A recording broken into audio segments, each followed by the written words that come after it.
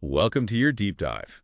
You shared a YouTube video from the More Coin Bureau channel. It was titled NFA, China Tariff Hype, Trump versus Powell, TradFi and Crypto Pope, and more. Quite a mix. Yeah, quite a mix indeed. So today, our mission really is to get into the core of that discussion.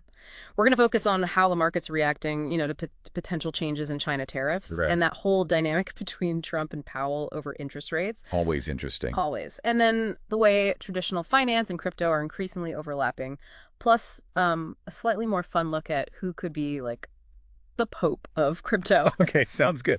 Well, we're going to try and navigate some of this market uncertainty, figure out what these things might mean for businesses, for investors like you, and also, how crypto is getting, well, easier to access. Definitely. Okay, so we'll dive right in. First big topic. Those China tariffs, the hype, and the market reaction. The video mentioned a bit of a rally, didn't it? When news suggested tariffs might drop significantly. Not zero, but lower. Yeah, there's a bounce. But the question is, was that a sign of real underlying market strength?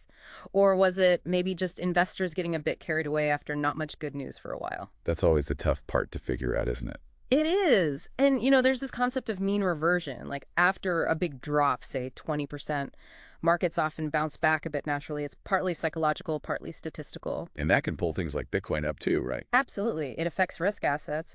The video also hit on how hard it is right now to, well, trust headlines. You see conflicting stuff almost immediately. Makes it tough to know what's really going on. Yeah, it really does. And the video brought up something important, how all this uncertainty hits actual businesses. Things like hiring freezes, product launches getting delayed or even canceled, all because of these tariff worries and just general economic ambiguity. It sounds like real caution out there. It does show real caution. Yeah. And adding to that, the video mentioned the 90-day tariff pause is expiring in July. That's looming. Another layer of uncertainty. Right around the corner. Yeah. And then you've got Trump talking about lower tariff percentages, but apparently no solid talks happening with China to, lock that in. It's a lot of talk. A lot of talk, not much concrete action yet. And the video pointed out that pattern we often see, right? Retail investors maybe, panic selling a bit. Overreacting sometimes. While the bigger institutions, they might be quietly buying, accumulating assets, often OTC over the counter. Exactly. That's a classic dynamic. OTC trading lets them make big moves without shaking the public market prices too much. It suggests a longer-term view, perhaps. And the video mentioned performance after April 2nd, that Liberation Day. Bitcoin and gold apparently did pretty well compared to traditional markets. They did, yeah. It kind of suggests that when traditional markets feel shaky, some money flows into assets seen as, alternatives or maybe safer stores of value. But then, just to keep us on our toes, the video reminded us about the Treasury Secretary saying tariff reductions could take, 2 or 3 years? Yeah, 2 to 3 years. That just pours cold water on any idea of a quick resolution. It means this uncertainty could drag on for a long time. So the bottom line, really, as the video said, is nothing's finalized. No pen to paper on tariff cuts, despite the chatter. Precisely. That lack of a done deal is why we see this sort of cautious optimism getting punctured by uncertainty again and again. Okay, let's pivot then. The video moved on to Trump versus Powell. Trump being very vocal about wanting lower interest rates from the Fed. Right. What's the take here? Is it genuine policy he's pushing for, or as the video suggested, maybe a bit of a distraction from the tariff stuff? Well, it's hard to say for sure, isn't it? Yeah. But it does bring up how the Fed usually operates. The video made a good point. They tend to be reactionary. They do? Remember those rate hikes? They happened even when lots of people were skeptical, and the market kind of shrugged them off eventually. So predicting their next move is tricky. It really is. And Powell's in a tough spot, you'd have to say. He's got Trump pushing publicly for cuts, but also the worry that tariffs could actually increase inflation. Exactly. It's a balancing act. The video mentions some true inflation data, possibly showing inflation below 2%. You could use that to argue for cuts. But, and this is but the video rightly cautioned about, cutting rates too soon if inflation isn't really beaten. Yeah. That's risky. You could end up with a second wave, like in the 70s. Nobody wants that. No, definitely not.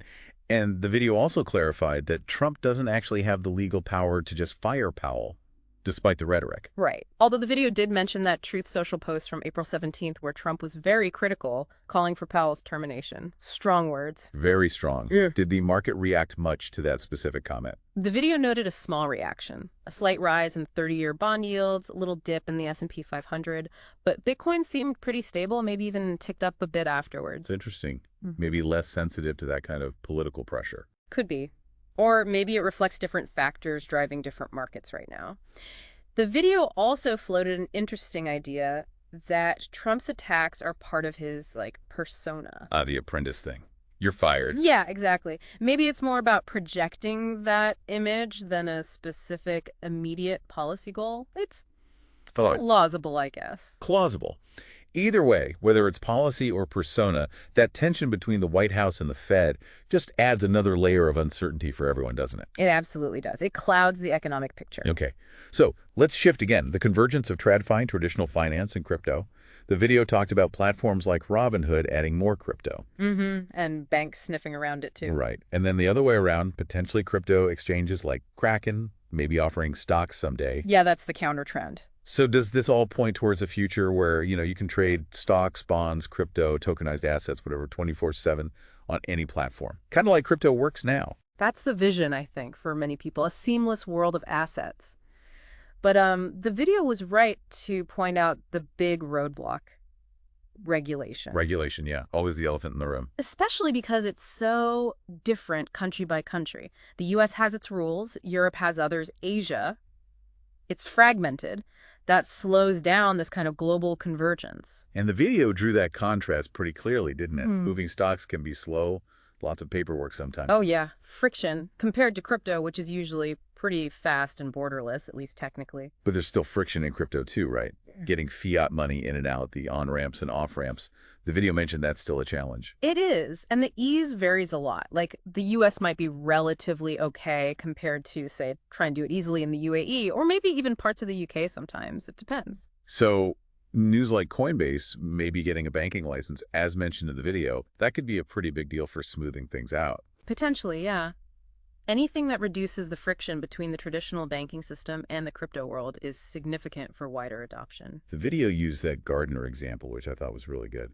Paying someone who maybe doesn't have a bank account, maybe across borders. Right. It highlights the potential of stablecoins for just everyday, seamless payments, especially for the unbanked or underbanked population globally. And stablecoins like USDT and USDC dominate, right? The video said something like 91% of the market. Yeah, roughly that. It shows there's a huge demand for that dollar peg stability on-chain. And they run on blockchains like Ethereum, Solana, Arbitrum, Base, showing the importance of those underlying networks. But again, that brings us back to regulation. The video mentioned global regulatory arbitrage, basically. Activity moving to places with friendlier rules. Makes achieving truly seamless global access really hard without some kind of harmonization. It's a massive challenge. You can't have seamless global finance if every country plays by vastly different rules. It just doesn't work smoothly. Looking ahead, though, the video touched on tokenized assets making things simpler, like transferring assets to your kids without tons of paperwork. Yeah, imagine that. Simplifying inheritance, gifts, reducing bureaucracy. That's a compelling use case for tokenization, definitely. More efficient. It does sound appealing. Okay, now for that lighter topic, the crypto pope. Yeah. The video's analogy was kind of fun. Crypto as a religion. With its own texts, its mythical founder, Satoshi. Disciples, different factions. Yeah. So the question was, who could possibly be the unifying figurehead, the pope? It's a funny idea because the community is so diverse, so opinionated. Oh, extremely opinionated. The video, and specifically Ben in the video, seemed pretty convinced it's almost impossible. Too many divisions, especially Bitcoin maxes versus altcoin folks. Right. Who could possibly get everyone to agree? Ben thought maybe only if Satoshi actually came back. Yeah, maybe. That might do it. But short of that, very tough. The video threw out names like Michael Saylor. That acknowledged he has plenty of critics. Yeah. And early people like Adam Back. Also mentioned, but again, probably wouldn't get universal acceptance. It seems like the key would be finding someone seen as neutral on the whole Bitcoin versus altcoin thing. That makes sense. The video suggested Andreas Antonopoulos, maybe?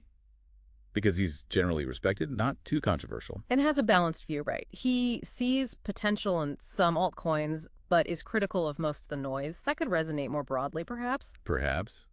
Then there was that funny comment suggesting Ben himself. And his reaction was pretty self-deprecating, wasn't it? And underscores the point finding someone universally liked is probably a fool's errand in crypto. Yeah. The video even joked about maybe appointing the biggest asshole because it's such a thankless job. A bit dark, but funny. And the idea of the announcement, like a tokenized white smoke NFT. Classic crypto humor. Yeah. Right. Shows how ingrained the culture is. Definitely. The video then had those listener recognition stories. Yeah. Rob getting asked about Puerto Rico all the time and that awkward tax evasion accusation. Oh, yeah, I remember that bit. And Ben getting recognized mostly at kids' museums, apparently. And being called the Bitcoin dominance guy. Ha, yeah. Specific niche recognition. And my own one. Yeah. People saying they fall asleep listening to my videos. Maybe I should become a sleep coach or something. A sleep influencer. Hey, there might be a market for that. Those anecdotes do add a nice human touch, though. Shows the real people behind the screens. That's true. Okay, before wrapping up, the video tackled a couple of audience questions. One was on Bitcoin dominance. Ben's take was it might peak after the Fed stops quantitative tightening. Yeah, and he mentioned that combined metric BTC dominance plus USDT plus USDC dominance getting close to the last cycle's peak, around 75%. Currently, maybe 71, 72%. He sees that as a key indicator. So watching the stablecoin dominance alongside Bitcoins is important now. Seems to be, yeah. It shows how capital is positioned within the crypto market itself. It gives a potentially clearer picture than just BTC dominance alone. Got it. And the other question was about Vitalik Buterin and a proposal to maybe move Ethereum away from the EVM, the Ethereum virtual machine. Towards something called RISC-V, which is an open source instruction set architecture. Right. The discussion in the video touched on the pros and cons, like the EVM is battle tested. Institutions might trust it more because it's been around. Definitely. There's a history there. How do you convince big players to switch to something newer, even if it has technical advantages? That's a big hurdle. Safety, stability, those are paramount for institutions. And the video also mentioned the idea that maybe Ethereum evolves more into just a settlement layer anyway, with most activity happening on layer 2s. That's another possibility for its future. It's a complex proposal, the RISC-V thing. Needs a lot more digging into, really, as the video acknowledged. Sure, but Vitalik's ideas, even the really out there ones, always generate important discussion, don't they? Oh, absolutely. His input is hugely valuable for pushing the space forward, even if not every proposal gets implemented exactly as suggested. He shapes the conversation. Okay, so we've covered a lot today, from those immediate market jitters about tariffs and Fed policy. Right, the short-term stuff. To the bigger picture trends, like TradFi meeting crypto and that whole kind of philosophical search for unity in a decentralized world. Yeah, the long-term shifts. And all that uncertainty we talked about really just highlights how, well, dynamic and unpredictable these markets are, both traditional and digital. Definitely. There's so much interplay, isn't there? Yeah. Geopolitics, economic numbers, tech breakthroughs. It all feeds into this complex landscape you have to navigate. It really does. So thinking about the implications, what does greater crypto accessibility actually mean for you? How could a future with, say, seamless global asset transfer change how you manage your own finances, your investments? That's a great question to ponder. And tied to that, what about the challenges? More regulatory focus is coming. That seems certain. What opportunities and hurdles does that create? And maybe think about stablecoins, too. What role do you see them playing? Could they really become mainstream for everyday payments? And just for fun, circling back to the crypto pope. Who would you pick? Who has the right stuff, the right qualities to handle that incredibly diverse, passionate, sometimes crazy crypto community? Yeah. A tough job, probably unwanted. But these are just some thoughts, some starting points for your own deep dive into all this.